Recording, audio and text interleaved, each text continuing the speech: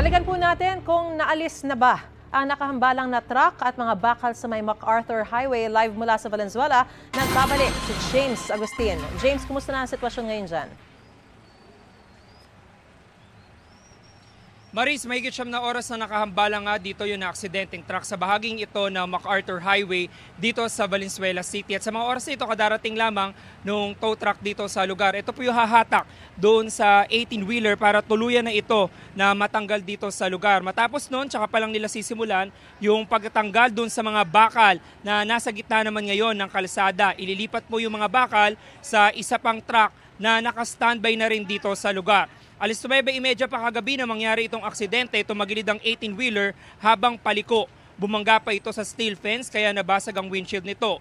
Nasa kusidiya na ng pulisya yung truck driver na sinabing mabagal lang ang takbo niya at nagulat din daw siya na tumagilid bigla itong truck na ito. Tabisa sa mga kapuso natin motorista sa mga daraan po dito sa MacArthur Highway, lalo na dito sa southbound lane na patungo sa area ng monumento, na iwasan na muna itong lugar dahil nga po isang lane lamang ng kalsada yung nadaraanan. Yan ang unang balita mula rito sa Valenzuela City. Ako po si James Agustin para sa GMA Integrated News.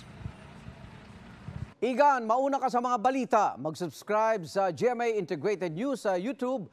Sa mga kapuso abroad, subaybayan nyo kami sa GMA Pinoy TV at sa www.gmanews.tv.